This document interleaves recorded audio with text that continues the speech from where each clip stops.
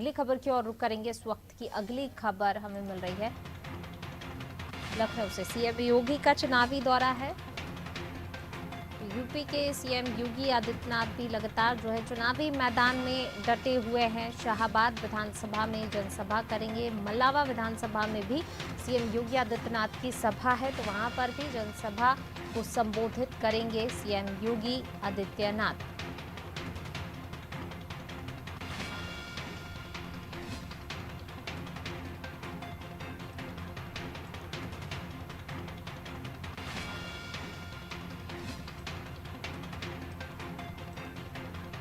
CM Yogi Adityanath भी लगातार चुनावी मैदान में डटे हुए हैं। उन्होंने भी मोर्चा संभाला हुआ है और लगातार जनता के बीच अपनी सरकार की तमाम उपलब्धियां सीएम योगी आदित्यनाथ गिना रहे हैं। और इसके अलावा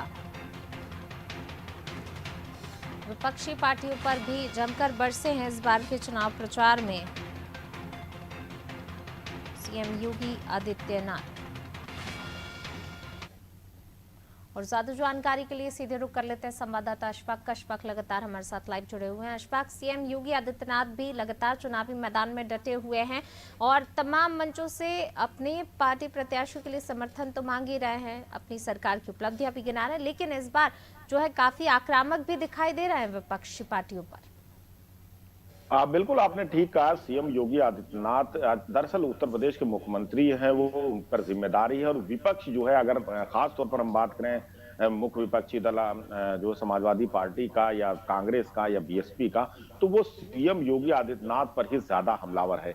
कहीं ना कहीं उसका जवाब देते हुए सीएम योगी आदित्यनाथ नजर आते हैं। मैं आपको बताऊं कि उत्तर प्रदेश में अगर जो रैलियों में जो उम्मीदवार है, उनकी जो डिमांड की अगर हम बात करें नेताओं की, तो सबसे ज्यादा वो प्रधानमंत्री की डिमांड करते हैं। उसके बाद केंद्रीय गृह मंत्री जो है अमित शाह की डिमांड की बात आती है। और तीसरे नंबर पर अगर कोई नेता उत्तर प्रदेश में केंद्र या उत्तर प्रदेश में, तो वो योगी आदित्यनाथ है, जिनको जो है उम्मीदवार सबसे ज्यादा उनकी रैलियों की डिमांड कर रहे हैं। शायद यही वजह है कि आज सीएम योगी आदित्यनाथ की जो 6 जनसभाएं हैं, 6 विधानसभा क्षेत्रों में है। और जैसा कि आपने बताया कि वो मल्लावा जाएंगे, हरदोई में रहेंगे। हरदोई में उनकी 2 जनसभाएं जो दिन में होगी करीब 12 बजे और 1 बजे। उसके बाद वो रायबरेली सीधे हेलीकॉप्टर से चले जाएंगे। वहां पर उनकी 2 विधानसभा क्षेत्र में सरेनी जो विधानसभा क्षेत्र है वहां पर जनसभा और बछरावा में एक जनसभा रखी गई है। और ये दिन में करीब 2:30 बजे के आसपास है। फिर वो हेलीकॉप्टर से वापस लखनऊ आएंगे और लखनऊ में 2 जगह पर उनकी जनसभा रखी गई है।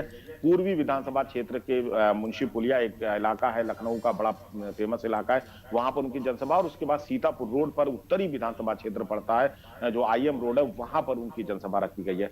तो कहीं ना कहीं जो है वक्त का जो इस्तेमाल है वो बीजेपी नेता बहुत अच्छे तरीके से कर रहे हैं। और लगातार वो जो है तकरीबन हर विधानसभा को टच करने की कोशिश कर रहे हैं। जी पूनम।